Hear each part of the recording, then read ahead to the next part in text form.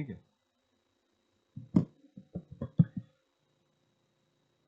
पहला जो आर्टिकल है अपना that is on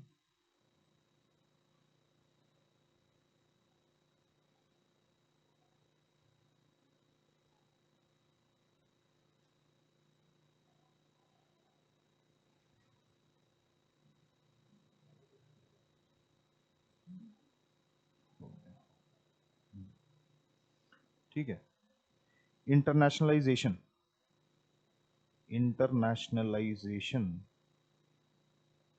off higher education, higher education. ठीक,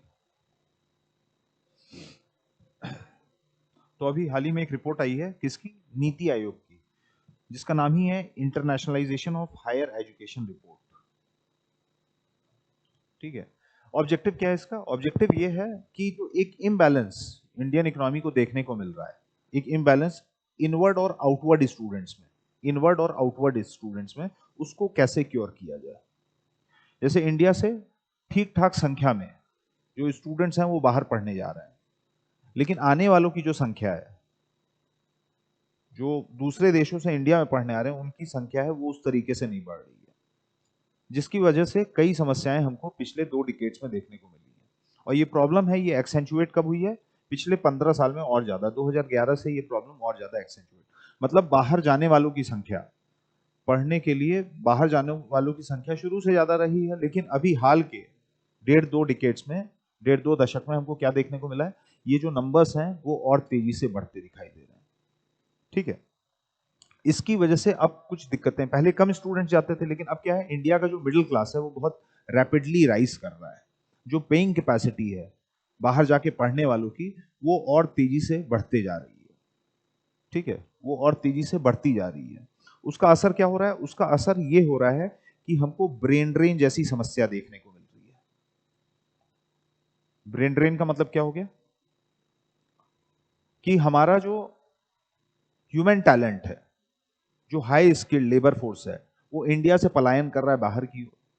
इंडिया की जो सिटीजनशिप है उसको रिनाउंस कर दे रहा है, वो अमेरिकन हो जा रहे हैं वो लोग, जो आप देखते हैं सत्या नडेला, ठीक है, या और भी मास्टर कार्ड के जो सीईओ रह चुके हैं, अजय बंगा, ये लोग इंडियन फैमिली से थे। ठीक है, यहाँ पे उन्होंने एजुकेशन ली और फिर वो बाहर चले गए, इंडियन सिटीजनशिप जो है वो रिनाउंस की, अमेरिकन सिटीजन हो गए। तो ब्रेन ड्रेन की समस्या पहले भी थी, लेकिन अभी क्या है, ये बहुत तेजी से एक्सेंचुएट कर रही है because of expanding middle class. ठीक है, जो एस्पिरेशंस हैं इंडियंस की, कि हमको अच्छा एजुकेशन, हमको आईवी लीग, हार्वर्ड जाना है, ऑक्सफोर्ड जाना है, मैसाचुसेट्स जाना है, ठीक है, वो संख्या जो है वो अब धीरे धीरे बढ़ते जा रही है। तो इससे अब इंडियन इकोनॉमी को तकलीफ होने लगी है। एक तो ब्रेन ड्रेन की समस्या, अच्छा जो टैलेंट है वो जा रहा है, इससे हो क्या रहा है कि इंडिया का जो एक कॉम्पिटिटिव एज है ग्लोबल लैंडस्केप पे, वो कम हो रहा है, क्योंकि हमारा बेस्ट टैलेंट है वो बाहर चला जा रहा है। तो जो स्टार्टअप्स यहाँ बनने चाहिए थे वो अमेरिका में बन रहे हैं, यूरोप में बन रहे हैं। तो ब्रेन ड्रेन एक मेजर समस्या है। दूसरा क्या है, दूसरा है कि जो आउटवर्ड रेमिटांसेस हैं, उसमें भी हमको तेजी से बढ़ोतरी देखने को मिली है, करीब करीब 2000%। लास्ट डिकेड में ये 2000% से बढ़ गया है। आउटवर्ड रेमिटांसेस हैं वो भी बढ़ गए। आउटवर्ड रेमिटांसेस क्या हो गए, एक होता है inward remittance, India highest recipient है इनवर्ड रेमिटांसेस का, क्योंकि भारत से बहुत सारे लोग यूरोप में, मिडिल ईस्ट में, सऊदी में, दुबई में जॉब करने जाते हैं, वहां पैसा कमाते हैं, अपने परिवार को पैसा वापस भेजते हैं। लेकिन हमारा आउटवर्ड रेमिटांस है वो भी बहुत तेजी से बढ़ रहा है पिछले डिकेड में, because of our students going abroad. ठीक है, क्योंकि बच्चे पढ़ने जा रहे हैं, उनको ट्यूशन फीस देनी है, वहां पर रुक रहे हैं तो उनको रेंटल अकोमोडेशन का जो रेंटल वैल्यू है वो भी देनी है, फूडिंग पे खर्चा करना है, लॉजिंग पे खर्चा करना है। तो इसकी वजह से आउटवर्ड रेमिटांसेस भी बढ़ रहे हैं, यानी हमारा फॉरेक्स रिजर्व जो है आरबीआई के पास वो भी डिप्लीट कर रहा है। तीसरी समस्या क्या है, तीसरी समस्या ये है कि ये नंबर जो है वो बढ़ते जा रहा है। 2025 का भी डेटा आया नहीं है, लेकिन ये एक्सपेक्टेड है 2025 तक जो पैसा हम बाहर भेजते हैं इंडियन स्टूडेंट्स को सपोर्ट करने के लिए, जो फैमिलीज भेजती हैं, that would be to the tune of 6.2 lakh crore, करीब करीब 6.25 लाख करोड़ के बराबर हो जाएगा। ये ऑलमोस्ट भारत के ट्रेड डेफिसिट का 75% है। इंडिया का जो ट्रेड डेफिसिट है उसका 75% के बराबर है, 75% ऑफ इंडियाज ट्रेड डेफिसिट, जो कि एक बड़ा नंबर है। अगर इसको मापें जीडीपी के स्केल पे तो ये ऑलमोस्ट भारत के 2% जीडीपी के बराबर है। मतलब 2% जीडीपी का हिस्सा जो है वो हम अपने स्टूडेंट्स को बाहर सस्टेन करने में खर्चा कर रहे हैं। तो हमारे स्टूडेंट बाहर बहुत ज्यादा जा रहे हैं लेकिन उतने आ नहीं रहे हैं। तो इससे क्या हो रहा है, इनवर्ड और आउटवर्ड स्टूडेंट्स के बीच में एक मेजर इम्बैलेंस क्रिएट हो जा रहा है। क्योंकि लोग जा रहे हैं तो आने भी चाहिए ना। जैसे इंडियन स्टूडेंट यूरोप जा रहे हैं तो यूरोप के स्टूडेंट्स इंडिया भी आने चाहिए, यहाँ के आईआईटीज में पढ़ने, यहाँ के आईएम्स में पढ़ने, जवाहरलाल नेहरू यूनिवर्सिटीज में पढ़ने। तो हमारे यहाँ से आपने देखा होगा जैसे लखनऊ यूनिवर्सिटी में भी आपको कई अफ्रीकन स्टूडेंट्स मिल जाते हैं, सेंट्रल एशिया के कई स्टूडेंट्स मिल जाते हैं। तो हमारे यहाँ लोग आ रहे हैं लेकिन उनकी जो संख्या है वो जाने वालों से बहुत बहुत कम है। 1:28 का रेशियो है, 1:28 का रेशियो है। मतलब हमारे 28 स्टूडेंट जा रहे हैं तो करीब करीब एक स्टूडेंट जो है वो इंडिया पढ़ने आ रहा है। तो इसी 1:28 रेशियो को क्योर करने के लिए, इन सारे प्रॉब्लम्स को क्योर करने के लिए नीति आयोग अभी एक रिपोर्ट लेके आई है। नीति आयोग एक रिपोर्ट लेके आई है जिसका नाम क्या है, जिसका नाम है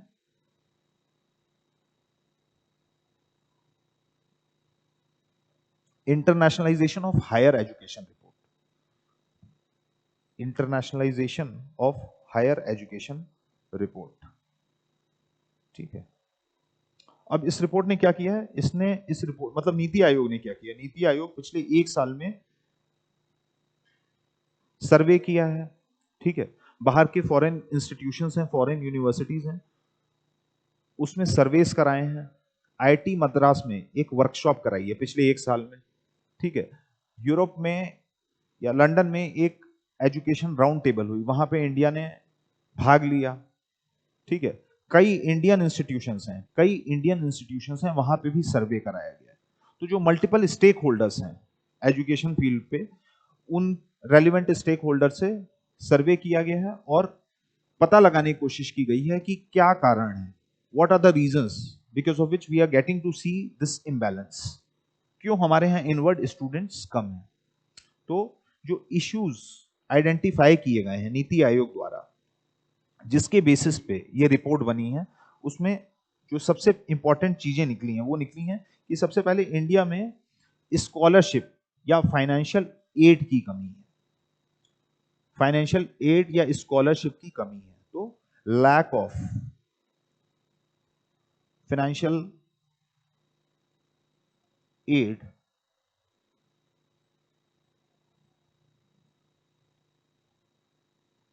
and scholarship for foreign students and scholarship for foreign students। ठीक है, जैसे इंडियन स्टूडेंट्स बाहर जाते हैं तो पूरा पेमेंट नहीं करते हैं ट्यूशन फीस का। ठीक है, उनको कई सारी स्कॉलरशिप्स हैं वो मिल जाती हैं, क्योंकि वेस्टर्न यूनिवर्सिटीज में, आईवी लीग में पर्टिकुलरली हमको क्या देखने को मिलता है, फिलेंथ्रोपिक एक्टिविटीज बहुत ज्यादा है। जो वहाँ का जो इंडस्ट्रियलिस्ट क्लास है वो क्या करता है, वो चेयर्स है वो रेस किया हुआ है यूनिवर्सिटीज में, और ये स्कॉलरशिप भी प्रोवाइड करता है। जैसे कार्नेजी फाउंडेशन है, मेलिंडा गेट्स फाउंडेशन है, उस चीज का अभाव है भारत में। हमारे यहाँ सरकारी स्कॉलरशिप या फिलेंथ्रोपिक एक्टिविटी जो है हायर एजुकेशन में वो बहुत कम है, जिसकी वजह से हम फाइनेंशियल एड या फॉरेन स्कॉलरशिप नहीं प्रोवाइड करा पाते हैं फॉरेन स्टूडेंट्स को। तो उसकी वजह से जो ग्लोबल टैलेंट है या बाहर के जो स्टूडेंट्स हैं उनको हम अपने यूनिवर्सिटीज में, अपने हायर एजुकेशन इंस्टीट्यूट में अट्रैक्ट नहीं कर पाते हैं। पहली चीज सर्वे से ये निकली है। दूसरी चीज क्या निकली है कि जो परसेप्शन है इंडियन एजुकेशन सिस्टम का, ठीक है, वो बहुत अच्छा नहीं है। जैसे हमको लग रहा है आईआईटीज हैं, हमारे आईएम्स हैं, ठीक है, ये हायर एजुकेशन इंस्टीट्यूट्स काफी एस्टीम्ड है, लेकिन जो ग्लोबल परसेप्शन है वो अभी बहुत अच्छा नहीं है इनका। ठीक है, ग्लोबली जो लोग पढ़ना चाहते हैं वो कहाँ पढ़ना चाहते हैं, वो हार्वर्ड पढ़ना चाहते हैं, वो ऑक्सफोर्ड जाना चाहते हैं। ठीक है, वो प्रिंसटन, इंसियाड, मतलब ग्लोबल फेथ इन इंस्टीट्यूशंस में बहुत ज्यादा है बनस्पत भारत के इंस्टीट्यूशन से। तो दूसरा हो गया lack of faith in higher Indian higher education system. ठीक है। तीसरी चीज है कि फॉरेन स्टूडेंट्स के बीच में एक ये धारणा है कि भारत में जो इंटरनेशनल फैसिलिटीज हैं वो उतनी एडिक्वेट नहीं है। जो इंटरनेशनल स्टूडेंट्स के लिए जो इंफ्रास्ट्रक्चर होना चाहिए था, इंटरनेशनल फैसिलिटीज होनी चाहिए थी, उसमें एक एडिक्वेसी नहीं है, दैट इज इनएडिक्वेट। यहां पर उतने कल्चरल सेंटर्स नहीं है, कल्चरल अडाप्टेशन सेंटर्स नहीं है, वीजा रेजीम है वो बहुत आसान नहीं है, बहुत सुगम नहीं है। ठीक है। तो तीसरी चीज है इनएडिक्वेट इंटरनेशनल फैसिलिटी।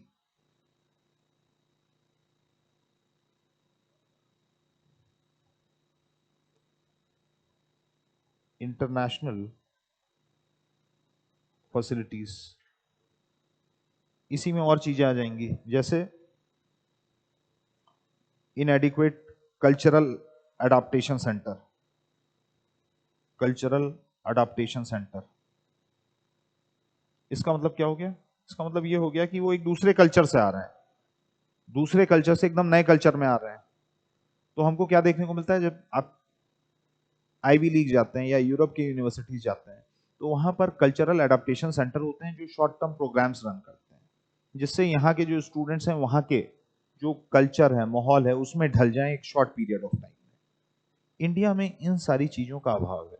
ये सारी चीजें कैसे पता चली हैं? पिछले एक साल में नीति आयोग ने ग्राउंड पे जो सर्वे किए हैं, जो लंदन में एजुकेशन राउंड टेबल किया है, आईआईटी मद्रास में जो वर्कशॉप की है, उसके माध्यम से ये सारे जो प्रॉब्लम्स थे वो आइडेंटिफाई कर पाए।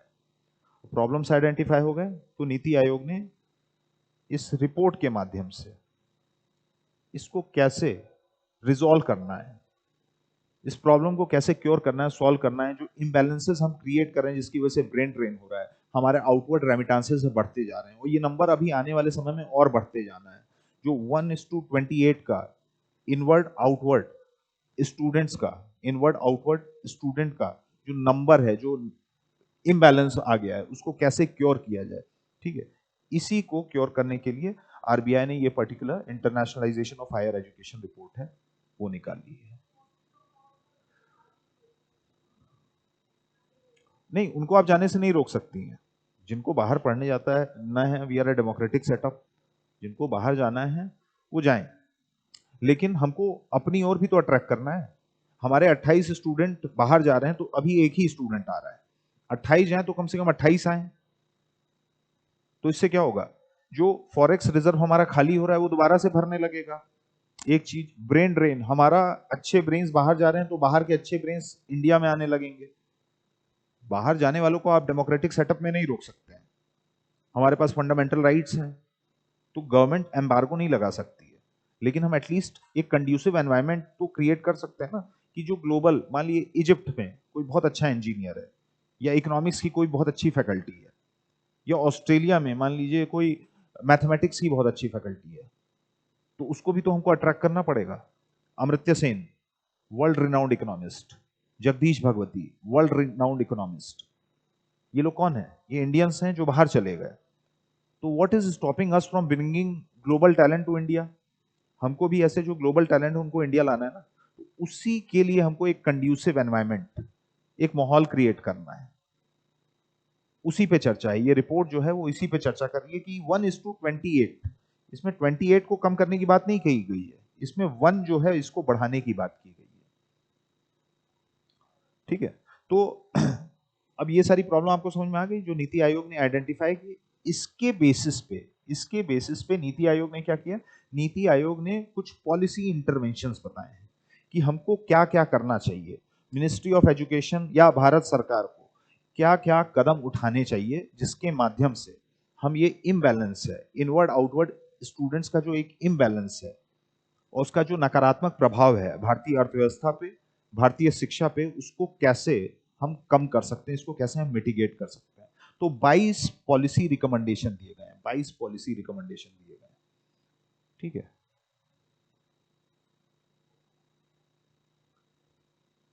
सबके सब इंपॉर्टेंट नहीं है, लेकिन जो इंपॉर्टेंट है वो हम डिस्कस करें। तो सबसे पहले नीति आयोग ने क्या बात बोली है? नीति आयोग ने ये बात बोली है कि हमारे पास भी हायर एजुकेशनल इंस्टीट्यूशंस हैं, लेकिन जो हमारा ग्लोबल आउटरीच है वो बहुत कमजोर है।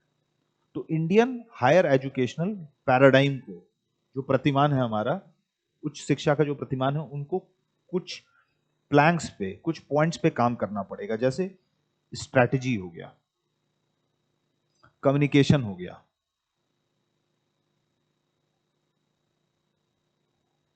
कम्युनिकेशन हो गया,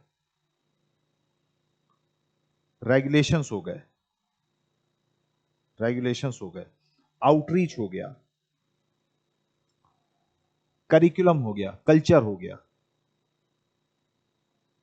करिकुलम हो गया या कल्चर हो गया। इन सारी चीजों पे हमको होलिस्टिकली काम करना पड़ेगा। तब जाके हम जो इंटरनेशनल स्टूडेंट्स हैं उनको इंडिया में अट्रैक्ट कर पाएंगे। अपने जो हायर एजुकेशनल इंस्टीट्यूशंस हैं उसमें अट्रैक्ट, हमको अच्छी स्ट्रैटेजी डिवाइस करनी पड़ेगी कि भारत के इंस्टीट्यूशंस हैं तो जैसे ग्लोबल एजुकेशन फेयर लगते हैं, पेरिस में हो रहा है, सऊदी अरेबिया में हो रहा है, अफ्रीका में हो रहा है, हमको अपनी प्रेजेंस रखनी पड़ेगी। ठीक है, जैसे आईआईटी है, तो मान लीजिए पेरिस में कोई एजुकेशनल फेयर हो रहा है, तो हम वहां पर अपनी प्रेजेंस रखें कि वहां के लोगों को पता चले कि इंडिया में एक ऐसा इंस्टीट्यूशन है जहां से ग्लोबल सीईओज निकले, ठीक है, अच्छे टेक्नोक्रेट्स निकले, अच्छे इकोनॉमिस्ट निकले। हमको अच्छे से कम्युनिकेट करना, अपनी बात, खाली अच्छा काम करना नहीं है, ग्लोबल जो ऑडियंस है उनको कम्युनिकेट भी करना है, ग्लोबल ऑडियंस है उनको कम्युनिकेट भी करना है कि हम ये प्रोग्राम्स चलाते हैं, हमारा ये करिकुलम है, हमको करिकुलम है उसको भी सुधारना है। ठीक है, जो बेस्ट यूनिवर्सिटीज हैं उनका जो करिकुलम है, जो ग्लोबल स्टैंडर्ड है, जो वैश्विक मानक हैं, उनके हिसाब से आज का करिकुलम डिजाइन करना है। ये नहीं कि सन 1980 में, 90 में, 70 में जो चीजें पढ़ाई जा रही थी वही आप 2025 में भी पढ़ा रहे हैं। क्योंकि अब क्या है, अब ग्लोबल पैराडाइम चेंज हो रही है, इमर्जिंग टेक का समय आ गया है, आर्टिफिशियल इंटेलिजेंस आ गया, मशीन लर्निंग आ गया है, तो बीटेक कंप्यूटर साइंस है। आप वही करिकुलम नहीं चला सकते हैं जो आप सन 90 में चला रहे थे, या सन 80 में चला रहे थे, या अर्ली 2000 में चला रहे थे। आपको day to day, year to year changes करने पड़ेंगे अपने करिकुलम में।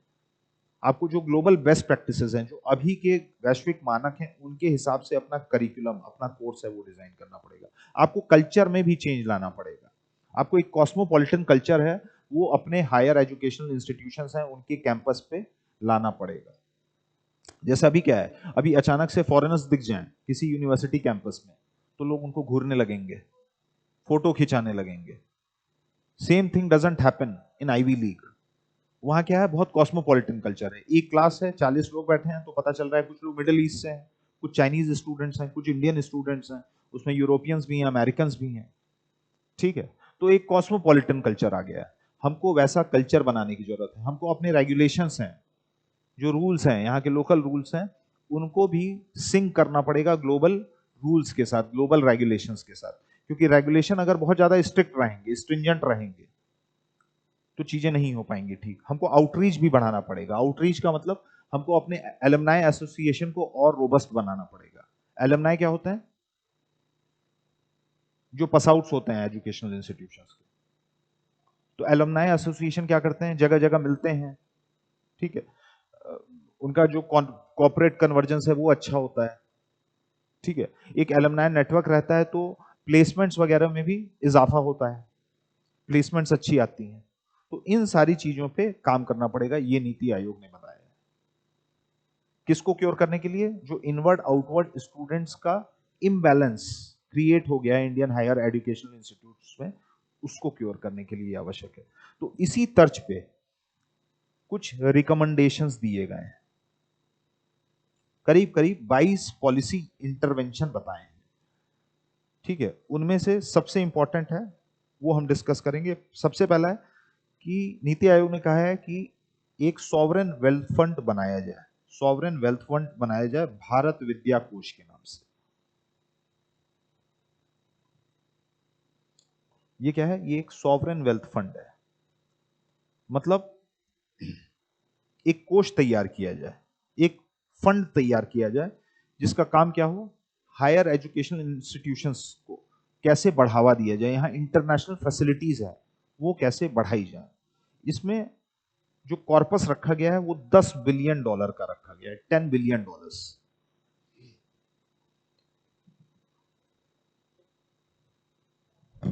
ये over the period of time mobilise किया जाएगा। ये जो वेल्थ फंड है वो over the period of time mobilise किया जाएगा। इसका जो 50% हिस्सा है मतलब $5 बिलियन, वो कहां से आएगा? वो आएगा आपका कॉर्पोरेट से आएगा, ठीक है, CSR एक्टिविटीज से आ सकता है, एलमनाई नेटवर्क्स हैं वो कुछ पैसा ला सकते हैं। जैसे मान लिया IIT का कोई एलमनाई है, उसने स्टार्टअप किया, वो बिलियनर हो गया, तो उसने क्या किया, सॉवरेन वेल्थ फंड में $1 मिलियन या $2 मिलियन दान दे दिए। फिलैंथ्रोपिक एक्टिविटीज से ये पैसे आएंगे 50%, मतलब $5 बिलियन के आसपास। और बाकी जो 50% है, बाकी के जो $5 बिलियन हैं, वो सेंटर जो है वो मैच करेगी। मतलब ये जो 50% या $5 बिलियन है वो केंद्र सरकार देगी। तो पहला है भारत विद्या कोष, क्योंकि आपको इंटरनेशनल फैसिलिटी बनानी है, आउटरीच प्रोग्राम्स हैं वो क्रिएट करने, नया इंफ्रास्ट्रक्चर क्रिएट करना है, तो उसके लिए आपको पैसा चाहिए। उसके लिए ये कोष तैयार किया गया है, भारत विद्या कोष, ठीक है। दूसरी रिकमेंडेशन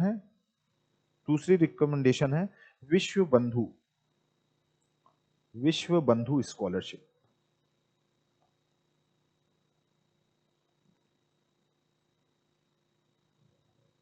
एक साल जो सर्वे किया नीति आयोग ने,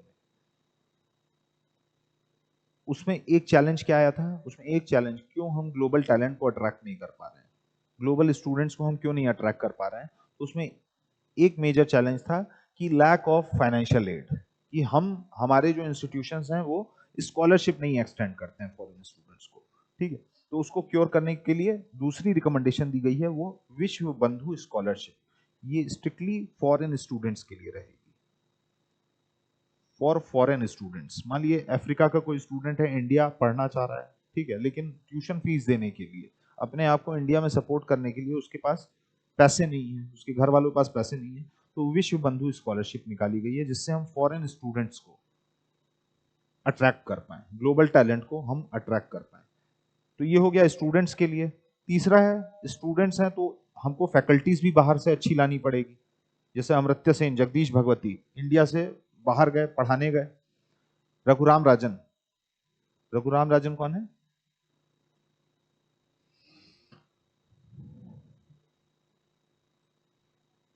आरबीआई के गवर्नर रह चुके हैं, आरबीआई के गवर्नर रह चुके हैं। तो वो कहां से आए थे?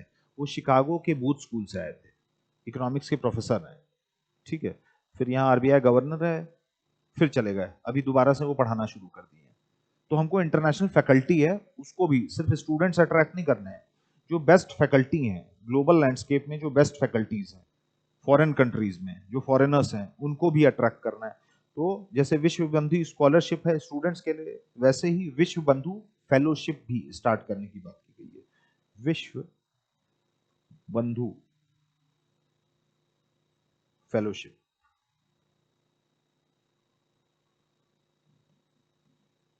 इसके अलावा चौथी चीज है भारत की आन इनिशिएटिव। भारत की आन, AAN, आन एक्रोनिम है, शॉर्ट फॉर्म है किसके लिए?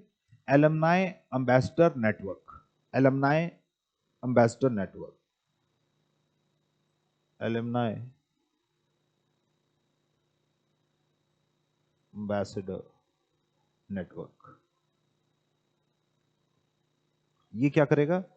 जो हायर एजुकेशनल इंस्टीट्यूशंस इंडिया के हैं, इंडिया के जो टॉप हायर एजुकेशनल इंस्टीट्यूशंस हैं, जैसे IIT हो गया, आईसर हो गया, IISc बेंगलुरु हो गया, IIMs हो गए, जो टॉप इंस्टीट्यूशंस हैं, JNU हो गया, इनके जो प्रोमिनेंट एलमनाइज हैं, जो देश विदेश में काम कर रहे हैं, कॉर्पोरेट फील्ड में बहुत अच्छा कर रहे हैं, इंटरनेशनल एनजीओज में बहुत अच्छा कर रहे हैं, ठीक है, उनका एक नेटवर्क बनाया जाएगा। इंडियन टॉप इंस्टीट्यूशंस हैं, इनके जो एलमनाई हैं, इनके स्टूडेंट्स हैं जो अच्छी अच्छी जगहों पे प्लेस्ड हैं, उनका एक नेटवर्क बनाया जाएगा। इससे होगा क्या? इससे ये होगा कि हम आउटरीच जो है वो अपनी बढ़ा पाएंगे, ग्लोबल लैंडस्केप पे अपनी जो आउटरीच है वो बढ़ा पाएंगे। तो भारत की आन, ये एक इनिशिएटिव है। पांचवी चीज है टैगोर फ्रेमवर्क। एक फ्रेमवर्क रिकमेंड किया गया है जिसका नाम है टैगोर फ्रेमवर्क। ये एक प्रकार का मल्टीलेटरल एकेडमिक मोबिलिटी फ्रेमवर्क है। मल्टीलेटरल एकेडमिक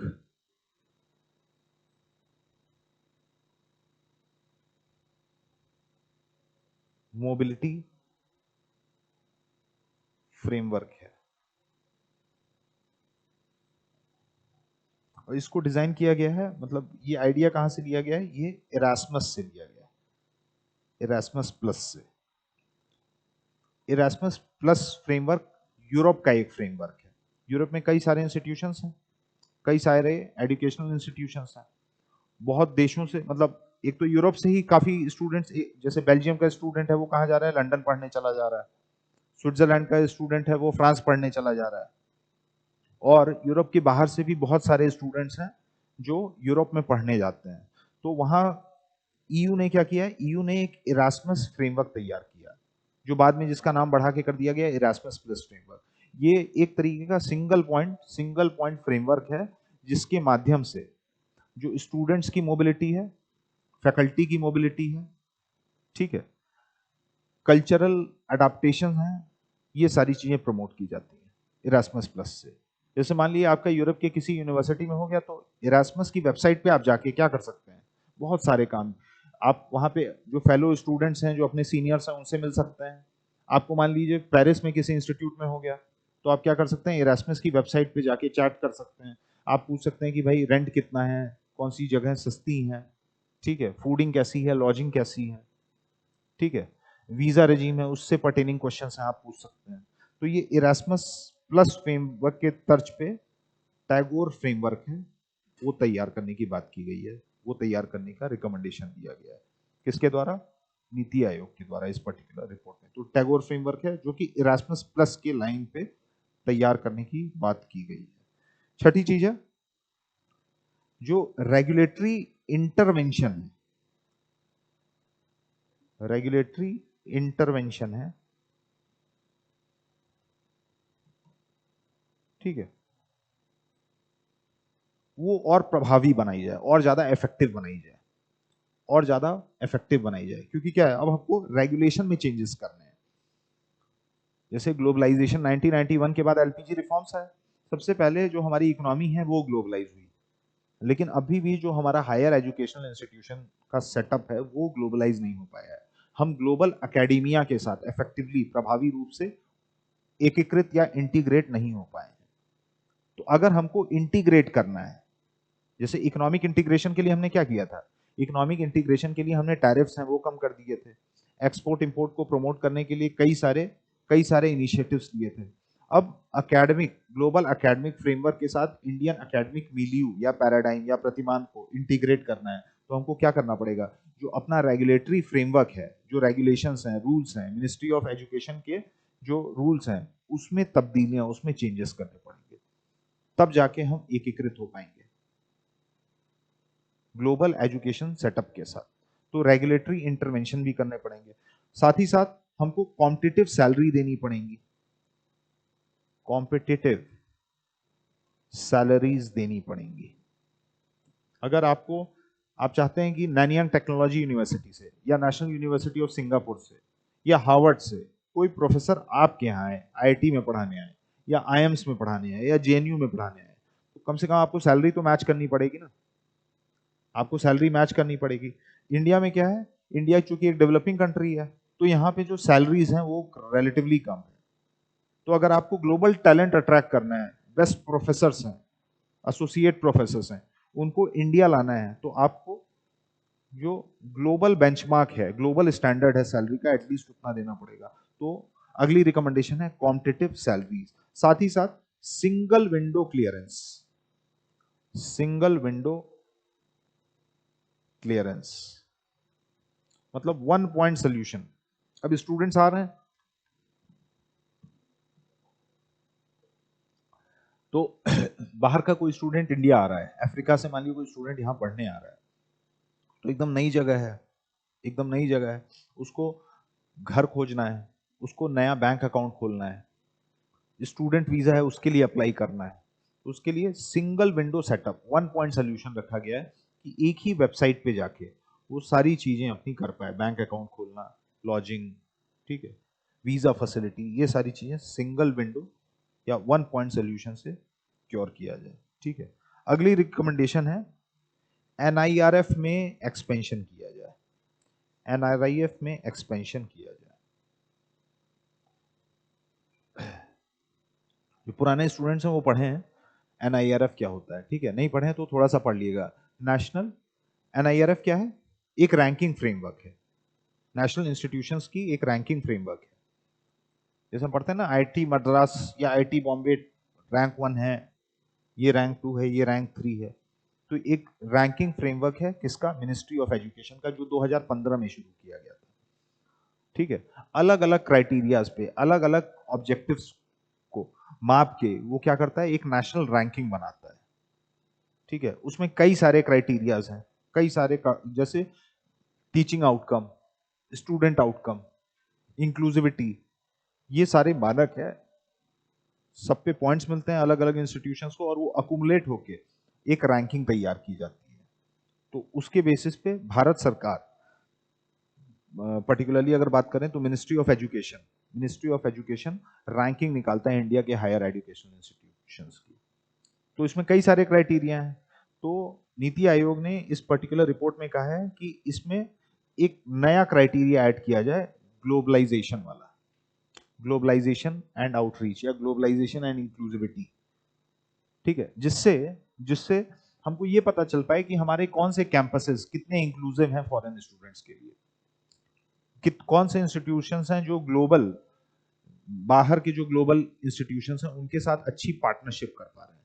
तो ग्लोबलाइजेशन एंड पार्टनरशिप का एक एक्सपेंडेड क्राइटेरिया, एनआरआईएफ के जो क्राइटेरिया हैं उसमें एक्सपेंशन किया जाए, ग्लोबलाइजेशन, ग्लोबलाइजेशन एंड पार्टनरशिप,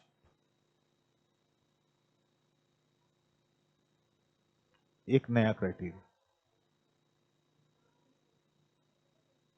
ऐसे ही मेंशन, इसीलिए मैं पॉइंट वाइज फॉर्म में लिखवाता हूं, ऐसे ही लिखना है आपको क्या क्या रिकमेंडेशन दिए गए।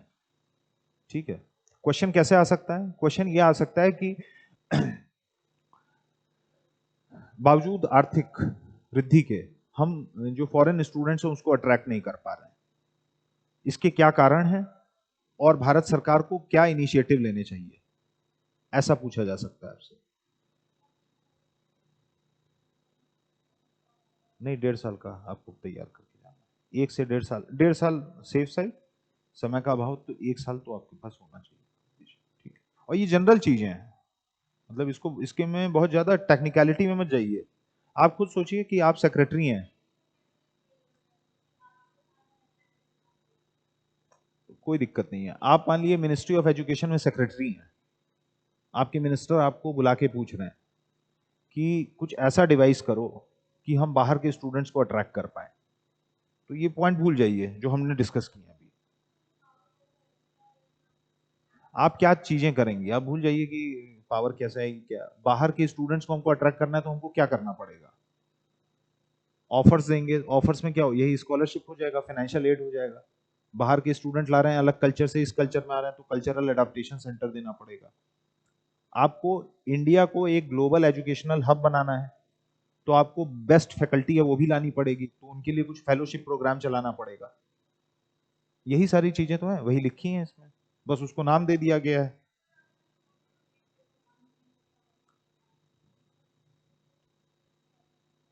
ये सिलेबस है ना, इसीलिए मैं मेंशन कर देता हूं कि ये जो टॉपिक है, हाँ, अभी क्लास के बाद हम डिस्कस करते हैं ये कॉम्प्रिहेंसिवली। ठीक है, तो अगली चीज जो है एनआरआईएफ एक्सपेंशन, तो एनआईआरएफ पढ़ लीजिए। अब क्वेश्चन पूछा जा सकता है प्रीलिम्स में एनआईआरएफ पे, 2015 में आई हुआ एक रैंकिंग फ्रेमवर्क है, कौन लाया था? Ministry of human resource development, उस समय एमएचआरडी मिनिस्ट्री कहा जाता था, मतलब ministry of human resource development कहा जाता था, बाद में इसका नाम बदल दिया गया, मिनिस्ट्री ऑफ एजुकेशन हो गया।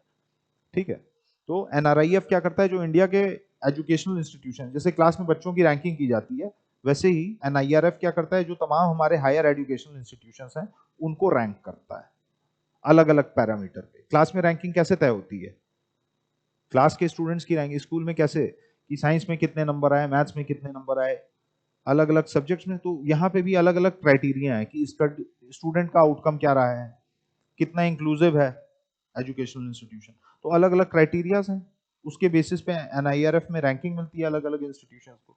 तो इस रिपोर्ट में कहा गया है कि एनआईआरएफ का जो फ्रेमवर्क है उसमें जो क्राइटेरिया है उसमें थोड़ा सा एक्सपेंशन और किया जाए और एक नई फील्ड, नया क्राइटेरिया ला दिया जाए ग्लोबलाइजेशन एंड पार्टनरशिप का, ग्लोबलाइजेशन एंड पार्टनरशिप का। ठीक है, सो दिस वाज अबाउट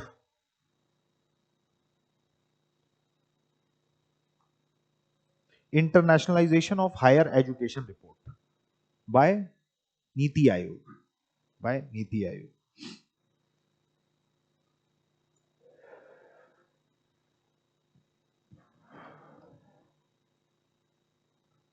ठीक है, अगला जो आर्टिकल हम करने वाले हैं that is concentration of exports. पिछला आर्टिकल द हिंदू से था, पिछला जो आर्टिकल है द हिंदू से था। अगला जो आर्टिकल हम करने वाले हैं concentration, concentration of exports in few states।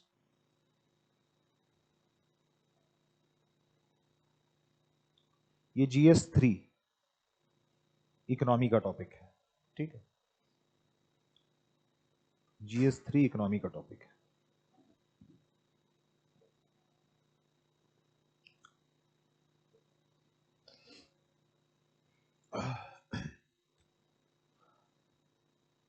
अभी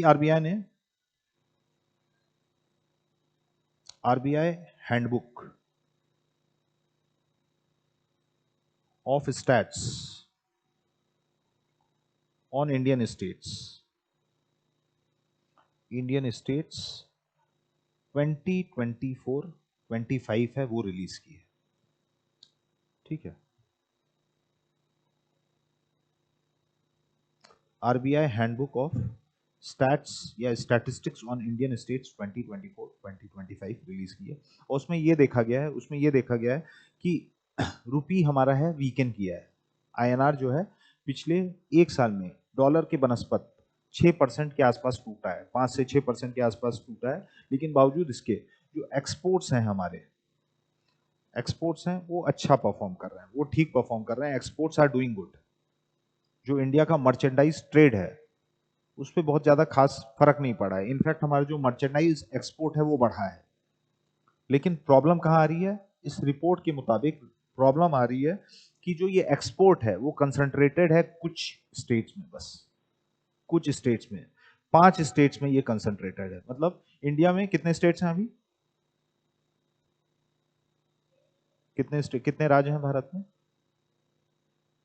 ठीक है, तो 5 states out of all the states खाली 5 स्टेट्स हैं वो 70%, इंडिया का 70% एक्सपोर्ट है वो कमांड कर रहा है। तो ये अच्छी बात है कि खराब बात है? 5 स्टेट्स हैं वो 70% एक्सपोर्ट कमांड कर रहे हैं। 5 दशक पहले ये नंबर 65% के आसपास हुआ करता था। मतलब 5 स्टेट जो थे वो 65% एक्सपोर्ट्स कमांड करते थे। लेकिन आज 2025 में ये 5 स्टेट जो है मिलकर कितना कमांड कर रहे हैं? 70% कमांड कर रहे हैं। मतलब इनका जो शेयर है, टोटल एक्सपोर्ट शेयर है वो 5% बढ़ गया है। अच्छी बात है कि खराब बात है? खराब बात है। जब 28-29 स्टेट्स हैं आपके, ठीक है, तो सबसे बराबर का एक्सपोर्ट होना चाहिए ना, वरना क्या होगा? इनइक्वालिटी है वो बढ़ने लगेगी, आर्थिक असमानता है वो बढ़ने लगेगी। तमिलनाडु, कर्नाटक और पैसे वाले होते जाएंगे, बिहार, उत्तर प्रदेश ये क्या है? और पीछे पिछड़ते जाएंगे। महाराष्ट्र, गुजरात और आगे बढ़ते जाएंगे, छत्तीसगढ़, राजस्थान वो और क्या होंगे? वो पिछड़ते जाएंगे in terms of export competitiveness. इससे होगा क्या? इससे ये होगा, अब हमको ये पता है कि जो सरप्लस लेबर है वो नॉर्दर्न इंडियन स्टेट्स में ज्यादा कंसंट्रेटेड है, उत्तर प्रदेश, झारखंड, बिहार में। तो यहाँ पे इंडस्ट्रियलाइजेशन होना चाहिए कि नहीं होना चाहिए? तभी जॉब एवेन्यूज भी खुलेंगे, एम्प्लॉयमेंट है वो बढ़ेगी। लेकिन जो एक्सपोर्ट कॉम्पिटिटिवनेस है वो अभी भी कहां बनी हुई है? जो कोस्टल स्टेट्स हैं, तमिलनाडु हो गया, कर्नाटक हो गया, गुजरात हो गया, महाराष्ट्र हो गया। 5 स्टेट्स हैं, महाराष्ट्र, गुजरात, तमिलनाडु, कर्नाटका और उत्तर प्रदेश। ये मिल के 70% एक्सपोर्ट्स कमांड कर रहे हैं, 70% एक्सपोर्ट्स कमांड कर रहे हैं। ठीक है, तो इससे हो क्या रहा है? इससे हमको ये पता चल रहा है कि इनइक्वालिटी है इंडिया के एक्सपोर्ट सेगमेंट में, जो असमानता है, इनइक्वालिटी है, वो बढ़ती जा रही है। एक चीज। दूसरा, अनएम्प्लॉयमेंट।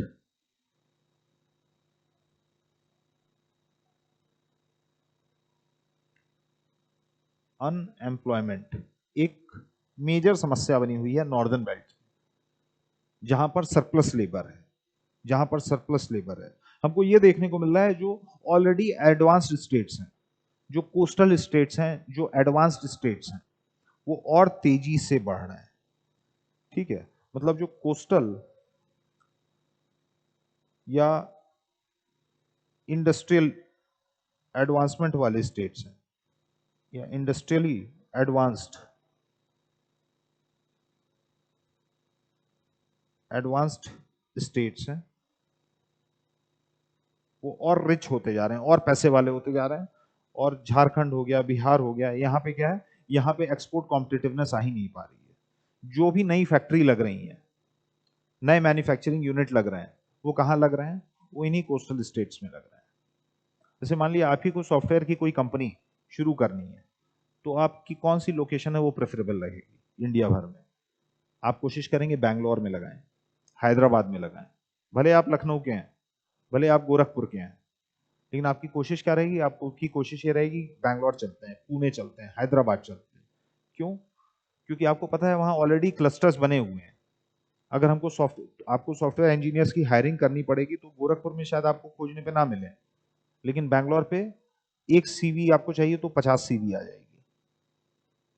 ठीक है, वहां पर आपको स्टेट है वो एक्टिव सपोर्ट भी दे रही है, वहां पर नॉलेज स्पिल ओवर्स भी है, नॉलेज स्पिल ओवर्स भी हैं। तो ये सारे कुछ फायदे हैं। इसकी वजह से हमको क्या देखने को मिल रहा है? जो ऑलरेडी मैन्युफैक्चरिंग के पैराडाइम में एडवांस्ड स्टेट्स थे, वो और ज्यादा रिच होते जा रहे हैं, नई फैक्ट्री भी वहीं आ रही है। और जहां पर पहले से अभाव था मैन्युफैक्चरिंग यूनिट्स का, ठीक है, वहां पर कोई नहीं आ रहा है। तो इससे क्या है? रीजनल इनइक्वालिटी वो बढ़ती जा रही है, जो रिच और पुअर स्टेट का जो डिवाइड है वो और ज्यादा बढ़ते जा रहा है। तो दिस इज प्रॉब्लमेटिक। इसकी वजह से हमको क्या देखने को मिला है? हमको ये देखने को मिला है कि एक इंडेक्स होता है, हर्फिंडाल हर्शमैन,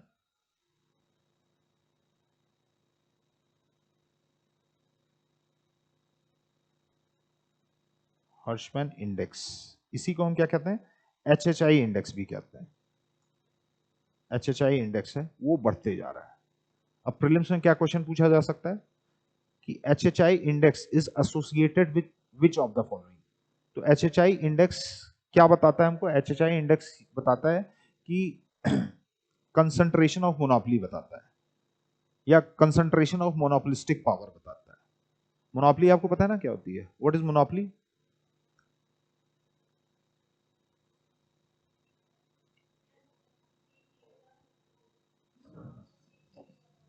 मोनोपोली का दो चीजें होती हैं, एक होता है परफेक्ट कंपटीशन, और दूसरा एक्सट्रीम क्या होता है? मोनोपोली होती है। परफेक्ट कंपटीशन क्या हो गया? सब्जी मंडी। जैसे आप सब्जी मंडी जाते हैं तो क्या है? लाइन से 10 ठेले वाले हैं, प्याज बेच रहे हैं, सबका प्याज 10 रुपए किलो पे है। हर ठेले वाले को पता है कि अगर 10 का मैंने 12 कर दिया तो कोई मेरे पास नहीं आएगा। तो सबके पास एक तरीके का डिसइंसेंटिव है कि वो प्राइस ना बढ़ाएं। प्राइस बढ़ाएंगे तो उनके जो बायर्स हैं वो कट लेंगे। ये क्या होता है? ये परफेक्ट कंपटीशन होता है। क्यों? क्योंकि मल्टीपल बायर्स हैं। परफेक्ट कंपटीशन में मल्टीपल सेलर्स होते हैं, बेचने वाले कई हैं। ठीक है। दूसरा क्या है? मोनोपोली। मोनोपोली में एक सिंगल सेलर होता है, उसको पता है कि हम ही बेच रहे हैं, दूसरा कोई बेच ही नहीं रहा है, तो हम जो प्राइस चाहें वो कमांड कर सकते हैं। 10 का हम 20 में भी बेच सकते हैं, तब भी लोग हमारे पास आएंगे क्योंकि वो चीज हमारे पास अवेलेबल है। तो एचएचआई क्या बताता है? एचएचआई ये बताता है कि जो मोनोपोलिस्टिक पावर है, जो कंसंट्रेशन है प्रोडक्शन का, वो बढ़ रहा है कि घट रहा है। तो एचएचआई बढ़ेगी तो कंसंट्रेशन है वो बढ़ेगा, and vice versa, and vice versa. तो इंडिया में हमको क्या देखने को मिला है? एचएचआई जो है, एचएचआई जो है हर्फिंडाल हर्शमैन इंडेक्स, वो बढ़ते जा रहा है, जबकि इसको क्या होना चाहिए? इसको घटना चाहिए। आइडियली इसको घटना चाहिए। घटेगा तो इसका मतलब क्या है? घटने का मतलब ये हो गया कि इंडस्ट्रियलाइजेशन जो है वो समान रूप से हो रहा है अलग अलग राज्यों में। जितना मद्रास में हो रहा है या तमिलनाडु में हो रहा है, उतना ही उत्तर प्रदेश में भी हो रहा है, उतना ही बिहार में हो रहा है, उतना ही राजस्थान में हो रहा है। लेकिन एचएचआई जब एक्सेंचुएटेड रहेगा तो हमको क्या देखने को मिलेगा? जो 5 राज्य जो हैं, जो 65% एक्सपोर्ट कमांड कर रहे थे, वही 5 राज्य 50 साल बाद 65 से 70% पे आ गए। 65 से 70% पे आ गए। तो हमको ये देखने को मिला है कि हर्फिंडाल हर्शमैन इंडेक्स है भारत का, वो भी बढ़ते गया है, वो भी आपका बढ़ते गया है। ठीक है, अब क्या कारण है? क्या कारण है? इस पर्टिकुलर हैंडबुक में, आरबीआई की जो हैंडबुक में है, हमको देखने को मिलता है व्हाट आर द रीजंस।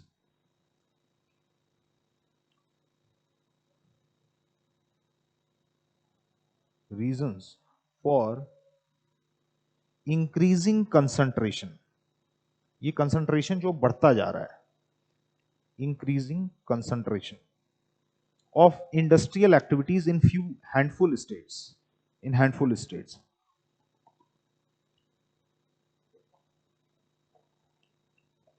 क्या कारण हो सकते हैं?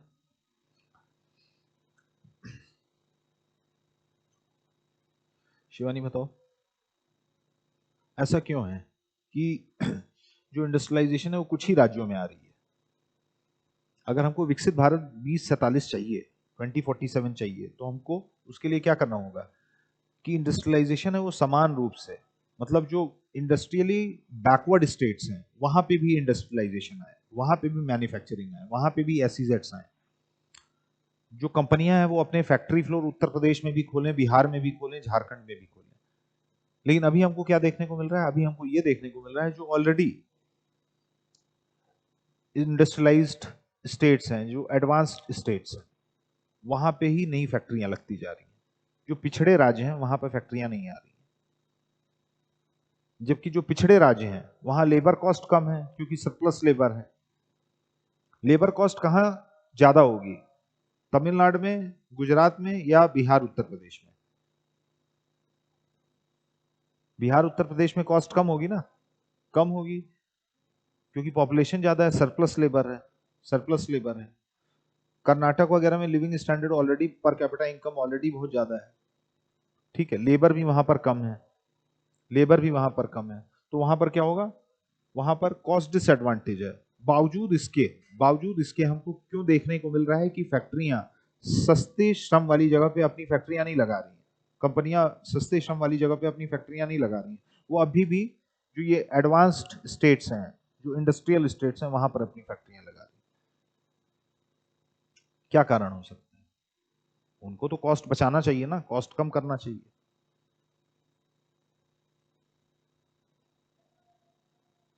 उधर टेक्नोलॉजी है, एक चीज हो गया, एग्जैक्टली रॉ मटेरियल की सोर्सिंग अच्छी है, कंड्यूसिव एनवायरनमेंट है, बाहुबली नहीं है उधर, लॉ एंड ऑर्डर अच्छा है, ठीक है, रंगदारी नहीं है, एक्सटॉर्शन नहीं किया जाता है, तंग करने वाले लोग कम है, करप्शन कम है। कई फैक्टर्स है ना, खाली लेबर एक फैक्टर नहीं होता है, लेबर एक फैक्टर होता है लेकिन ओनली फैक्टर नहीं होता है, और भी कई कारण होते हैं जिसके बेसिस पे फैक्ट्रीज जो हैं वो स्टेट्स चुनती हैं। बिहार कोई क्यों नहीं जाना चाहता था आज से 15 साल पहले, 20 साल पहले? क्योंकि क्या कहा जाता था? जंगल राज है वहां पे, ठीक है, रंगदारी बहुत ज्यादा है, प्रॉफिट मार्जिन ही से तो आप पैसा देंगे, तो प्रॉफिट मार्जिन कम हो जाएगा। तो जो इंडस्ट्रियल क्लास है या इंडस्ट्रियलिस्ट हैं वो वहां पर अपनी दुकान ही नहीं लगाएंगे। ठीक है, तो what are the reasons for increasing concentration? Education भी एक फैक्टर है। ठीक है, so what are the reasons for increasing concentration? तो सबसे पहले ऊपर से शुरू करिए, क्या इंटरनेशनल कारण है? इंटरनेशनल कारण में सबसे पहला कारण है slow down, slow down in merchandise trade.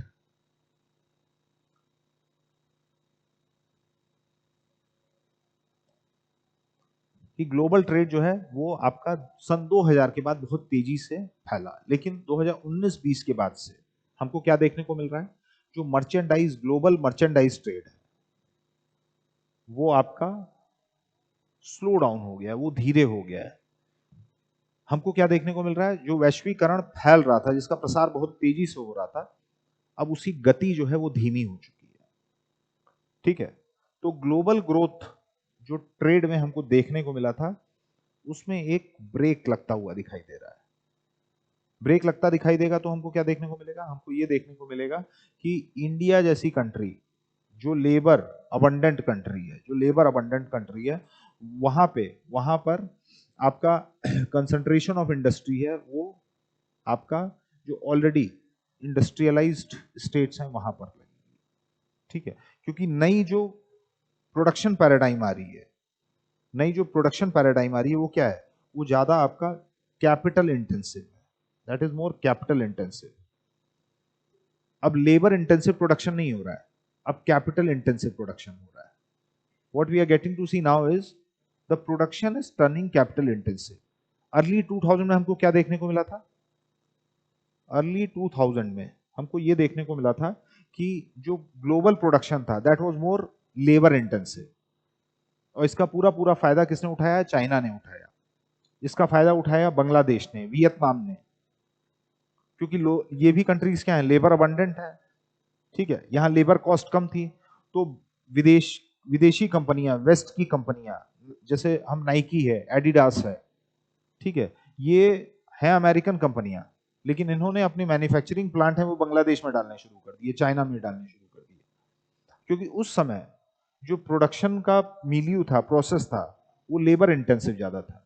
उस समय लेबर ज्यादा चाहिए था, कैपिटल भी लगता था, लेकिन जो तवज्जो दी जाती थी वो किसको दी जाती थी, वो दी जाती थी लेबर को। लेकिन अभी क्या है, अब जो प्रोडक्शन का तरीका है वो चेंज होकर लेबर इंटेंसिव से कैपिटल इंटेंसिव हो गया है।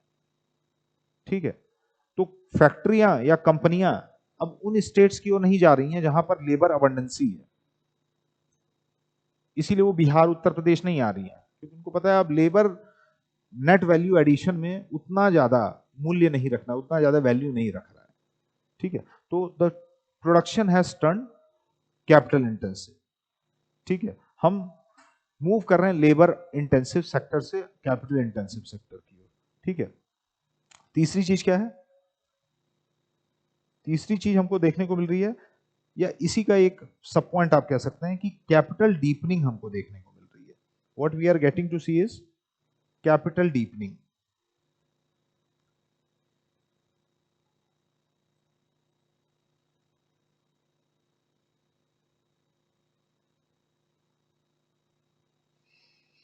कैपिटल डीपनिंग मतलब समझ गए आप, वही बात कि फैक्ट्री फ्लोर पे अब श्रमिकों से ज्यादा कैपिटल आ रहा है, मशीनें आ रही हैं, श्रमिकों से ज्यादा मशीनें हमको देखने को मिल रही हैं।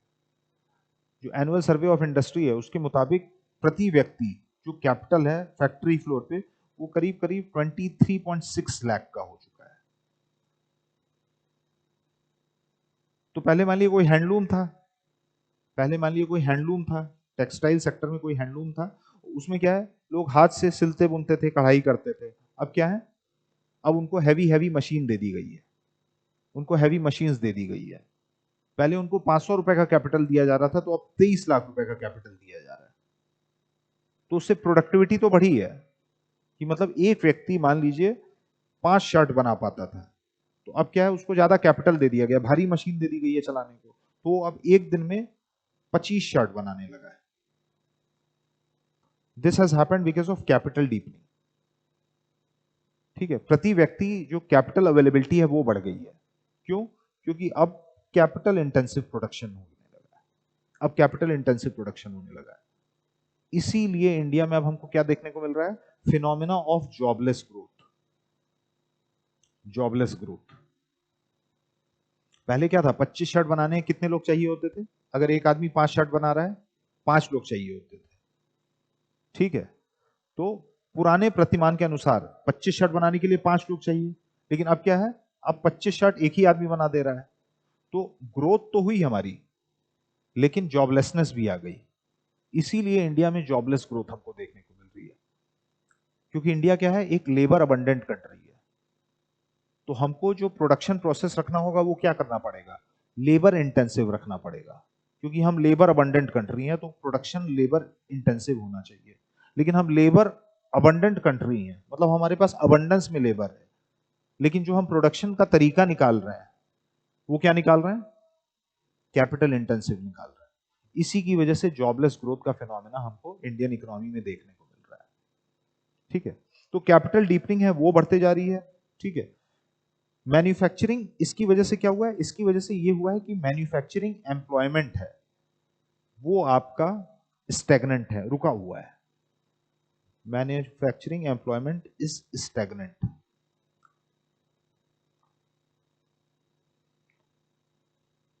इसका मतलब ये हो गया कि मैन्युफैक्चरिंग का जो शेयर है वो बढ़ते जा रहा है,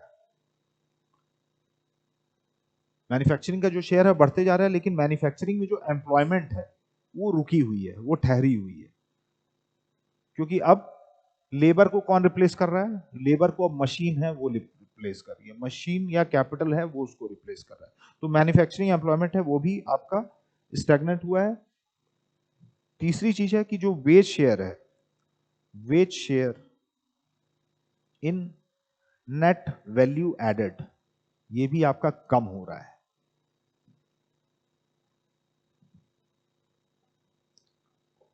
wage share in net value addition, ये आपका कम होते जा रहा है। अब ये समझिए, सुनने में कॉम्प्लेक्स लग रहा है, टेक्निकल लग रहा है, लेकिन wage share in net value addition, इसका मतलब क्या हुआ। मान लीजिए आप एक शर्ट बना रहे हैं, शर्ट बना रहे हैं, ठीक है, तो शर्ट बनाने में आपको क्या फैक्टर्स ऑफ प्रोडक्शन, उनको रिटर्न देने पड़ेंगे। फैक्टर्स ऑफ प्रोडक्शन पढ़ा है इकोनॉमी में आपने? हाँ, किसी भी चीज को बनाने के लिए, कोई भी मैन्युफैक्चरिंग करनी है आपको, तो उसके लिए आपको फैक्टर्स ऑफ प्रोडक्शन चाहिए होते हैं। चाहे आप चाट का ठेला लगा रहे हो, चाहे आप सॉफ्टवेयर कंपनी या कंप्यूटर की एक फैक्ट्री लगाएं, आपको फैक्टर्स ऑफ प्रोडक्शन चाहिए होते हैं, जैसे लैंड, लेबर, कैपिटल, और चौथी क्या चीज होती है, एंटरप्रेन्योरशिप। एंटरप्रेन्योरशिप, ये चार फैक्टर्स होते हैं जो प्रोडक्शन में मदद करते हैं। आपको कोई भी चीज प्रोड्यूस करनी है तो आपको सबसे पहले जमीन चाहिए, वहीं पर आप कारखाना लगाएंगे। कारखाना लग गया तो क्या है, लेबर चाहिए। कारखाना लगा यानी कैपिटल भी आ चुका है, वहां मशीनें लग चुकी हैं। और इन तीनों को कौन करेगा, कोई एंटरप्रेन्योर होगा, टाटा होंगे, अडानी होंगे, अंबानी होंगे, तो वो हो जाते हैं जो ये सारी चीजें इकट्ठी करते हैं और प्रोडक्शन प्रोसेस करते हैं। इन्हीं को हम फैक्टर्स ऑफ प्रोडक्शन करते हैं कहते हैं। फैक्टर्स ऑफ प्रोडक्शन क्यों प्रोडक्शन प्रोसेस में एंगेज होंगे, क्योंकि उनको क्या चाहिए, पैसा चाहिए। इसको हम कहते हैं returns two factor of production. तो लैंड है, आप लैंड ओनर है, आप प्रोडक्शन में लैंड अपना दे रहे हैं, तो उस आपको क्या मिलेगा, रेंट मिलेगा। लेबर है तो आपको क्या मिलेगा, वेज मिलेगा। ठीक है, कैपिटल पे क्या मिलेगा, इंटरेस्ट मिलेगा, इंटरेस्ट रेट, आप पूंजी दे रहे हैं। एंटरप्रेन्योर क्या घर ले जाएगा, सैलरी तो लेबर लेके जाएगा, वेज। एंटरप्रेन्योर जो रिस्क ले रहा है, सबसे कठिन काम इसी का है, जो रिस्क ले रहा है, तो वो सबसे महत्वपूर्ण चीज लेके जाएगा, क्या, प्रॉफिट। वो गेन या प्रॉफिट लेके जाएगा। तो किसी भी चीज का जो प्राइस होता है वो इसका समेशन होता है। मतलब 100 रुपए की शर्ट अगर तैयार हो रही है तो उसका एक हिस्सा रेंट में जा रहा है, 100 रुपए में मान लिए 10 रुपए चला गया रेंट में, वेज में चला गया 10 रुपए, ठीक है, 20 रुपए चला गया इधर इंटरेस्ट में, ठीक है, 60 रुपए चला गया प्रॉफिट में एंटरप्रेन्योर के पास। ठीक है, इसको हम कहते हैं क्या, फैक्टर्स ऑफ प्रोडक्शन। और इन चीजों को हम क्या कहते हैं, returns two factors of production. ठीक है, तो हमको क्या देखने को मिला है, जो नेट वैल्यू एडेड है, जो न्यू वैल्यू एडेड आ रही है, उसमें जो वेज शेयर है वो कम होता जा रहा है, और जो कैपिटल का शेयर है, कैपिटल का शेयर है वो बढ़ता जा रहा है, एंटरप्रेन्योरल प्रॉफिट है वो बढ़ती जा रही है। तो ये भी अच्छी बात नहीं है, given the kind of economy we are, हम लेबर अबंडेंट इकोनॉमी है, तो हमारा वेज शेयर बढ़ना चाहिए, कम नहीं होना चाहिए। अगर हमको विकसित भारत 2047 की ओर चलना है, अगर हमको समाज में आर्थिक असमानता कम करनी है, इनइक्वालिटी कम करनी है, बिलो पॉवर्टी लाइन के नीचे से ज्यादा लोगों को ऊपर middle class, upper middle class में लेके जाना है, तो ये वेज शेयर बढ़ना चाहिए। लेकिन ये क्या देखने को मिल रहा है, ये कम हो रहा है। क्यों? क्योंकि अब हमारा जो प्रोडक्शन प्रोसेस है वो ज्यादा कैपिटल इंटेंसिव है, वो होते जा रहा है। ठीक है, तो हम डिस्कस क्या कर रहे हैं, हम डिस्कस कर रहे हैं what are the reasons for increasing concentration, slow down in merchandise trade. Globally हमको क्या देखने को मिल रहा है, मर्चेंडाइज ट्रेड है वो आपका स्लो होते जा रहा है। सन 2000 के बाद बहुत तेजी से बढ़ा था, लेकिन अब इस पे ब्रेक लग गया है। तो जब इंडिया की बारी आई है, तो मर्चेंटाइज ग्लोबल ट्रेड है वो आपका कम होने लगा है। जो प्रोडक्शन प्रोसेस है वो अब लेबर इंटेंसिव से कैपिटल इंटेंसिव हो चुका है, जिसकी वजह से कैपिटल डीपनिंग हमको देखने को मिल रही है। हमको क्या देखने को मिल रहा है, मैन्युफैक्चरिंग एम्प्लॉयमेंट जो है वो आपका वहीं रुका हुआ है। मैन्युफैक्चरिंग का जो वॉल्यूम है वो बढ़ते जा रहा है। सन 2015 के बनस्पत 2025 में हम ज्यादा मैन्युफैक्चरिंग कर रहे हैं, लेकिन जो नंबर ऑफ पीपल डेप्लॉयड थे, जो एम्प्लॉयमेंट मैन्युफैक्चरिंग प्रोवाइड कर रहा था, वो वहीं की वहीं स्थिर है, जिसकी वजह से हमको जॉबलेस ग्रोथ देखने को मिल रही है। हमको क्या देखने को मिल रहा है, नेट वैल्यू एडिशन में जो वेज शेयर है वो आपका कम होते जा रहा है। ठीक है, या जीडीपी में जो वेज शेयर है वो आपका कम होता दिखाई दे रहा है। तो ये इन सारे कारणों की वजह से हमको ये देखने को मिल रहा है कि जो इंडस्ट्रियल एक्टिविटी है वो कुछ चुनिंदा राज्यों में कंसंट्रेटेड है। अगली चीज है, अगला पॉइंट है आपका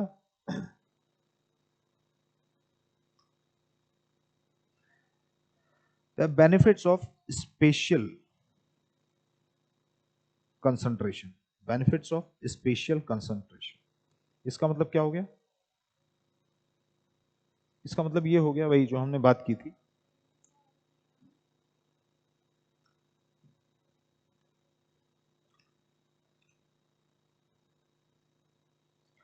मतलब जो औद्योगिकी है वो कुछ चुनिंदा जगहों पे एकीकृत है। ठीक है, और उसकी वजह से ये कंसंट्रेशन और बढ़ता जा रहा है। जैसे ऑटोमोबाइल प्लांट है, वो सब कहाँ कंसंट्रेटेड है मोस्टली, वो या तो गुड़गांव में है, मारुति है, और भी फैक्ट्रियां लगी हुई हैं, या चेन्नई है केंद्रित है, या चेन्नई हो गया, स्कोडा भी चेन्नई में, हुंडई भी चेन्नई में है। अब मान लीजिए कोई नई फैक्ट्री आ रही है इंडिया में, कोई नया एफडीआई आ रहा है, मान लीजिए जर्मनी की कोई कार कंपनी है वो इंडिया में दुकान लगाना चाह रही है, फैक्ट्री लगाना चाह रही है, तो वो खुद देखेगी कि वो चेन्नई में तो ऑलरेडी प्लांट्स हैं, तो हमको इंजीनियर आराम से मिल जाएंगे। हम क्या करेंगे, हुंडई का इंजीनियर पोच कर लेंगे। ठीक है, हम क्या करेंगे, स्कोडा का या फोक्सवैगन का इंजीनियर है वो पोच कर लेंगे। तो ऐसा करते हैं, चेन्नई में अपनी दुकान लगाते हैं। बिहार में लगाने का कोई फायदा नहीं है, उत्तर प्रदेश में लगाने का कोई फायदा नहीं है।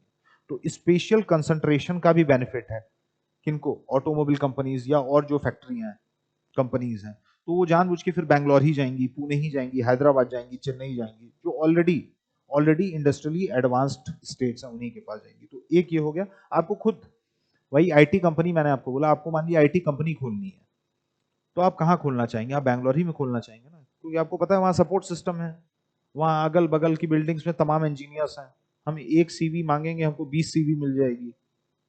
तो जब सप्लाई ज्यादा रहेगी लेबर की, तो ऑब्वियस ही बात है आप एक तो अच्छा टैलेंट अट्रैक्ट कर पाएंगे, दूसरा आप मोल भाव भी कर पाएंगे।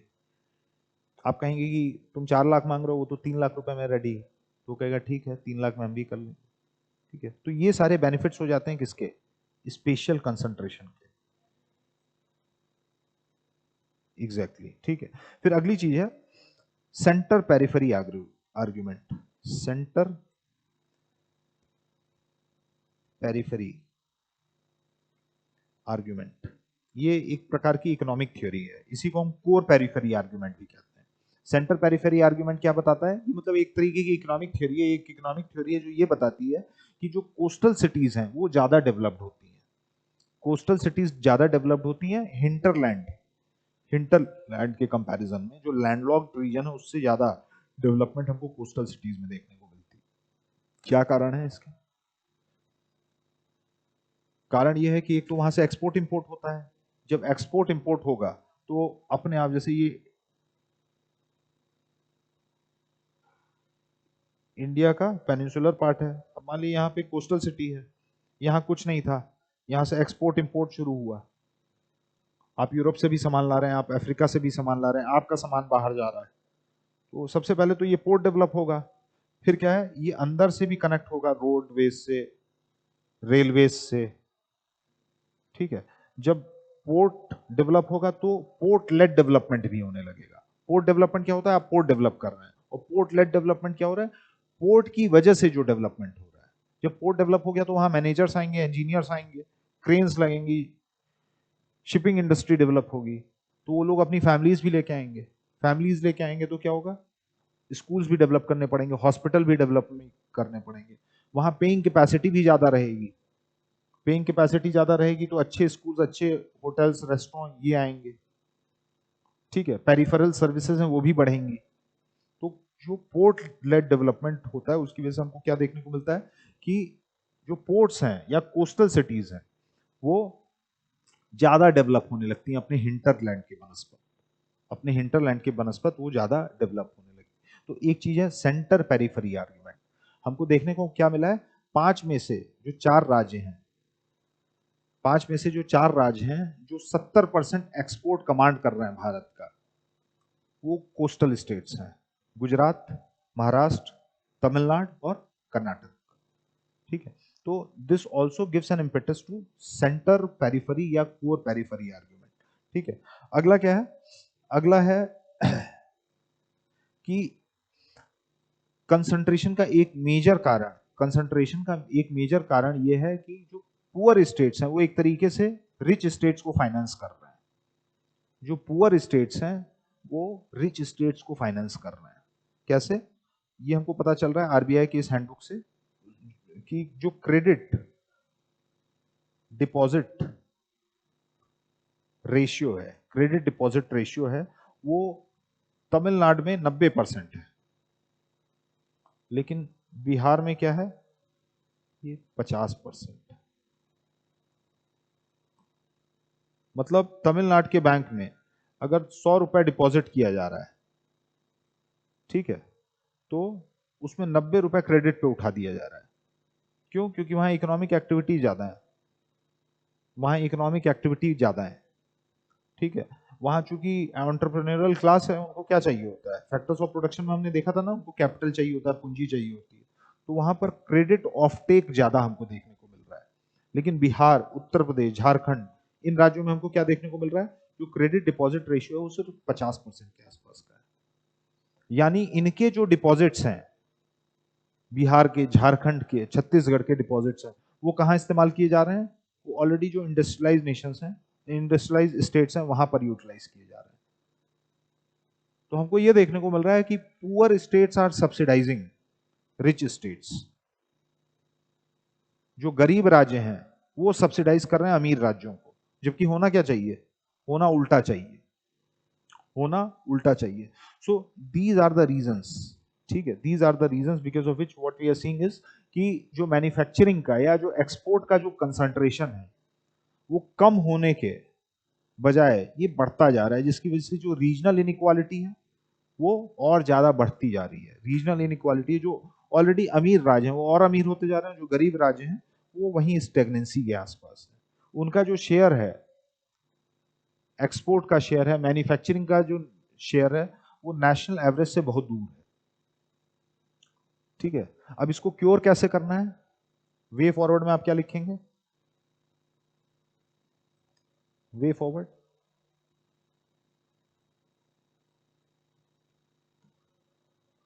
बताओ शिवानी।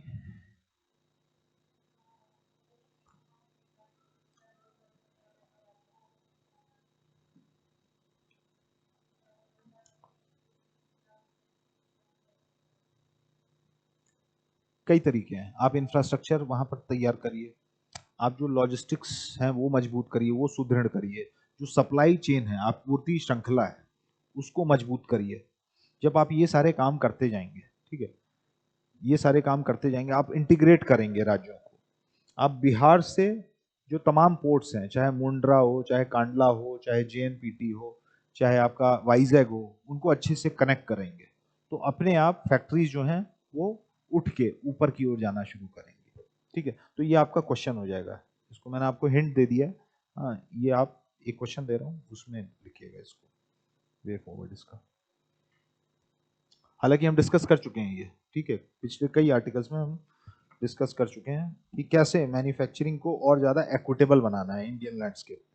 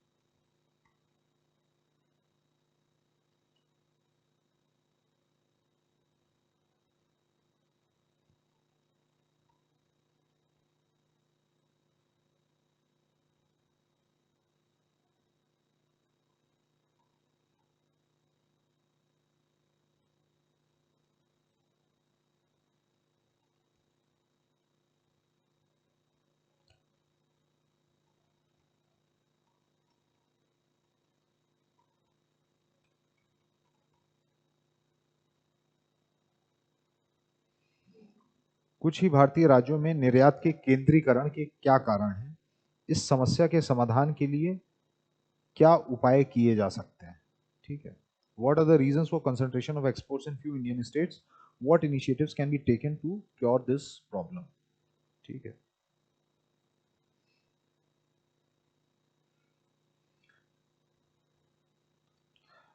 जो हायर एजुकेशनल वाला आर्टिकल आज हमने डिस्कस किया, दैट इज वेरी इंपॉर्टेंट। ठीक है, दैट इज वेरी इंपॉर्टेंट। इसमें और भी चीजें आपको एएनआरएफ के बारे में पढ़ लीजिएगा, हैकी के बारे में पढ़ लीजिएगा। ठीक है, अभी एक नया बिल आया है, एक नया बिल आया है, उसके बारे में पढ़ लीजिएगा। बिल का क्या नाम है उसका, बताइए।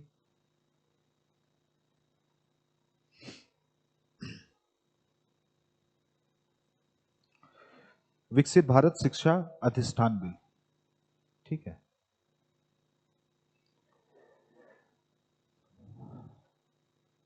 तो हायर एजुकेशन गवर्नमेंट का फोकस है, उस पे मेंस पे आपको क्वेश्चन देखने को मिल सकता है, बोथ पीसीएस एंड यूपीएससी। ठीक है।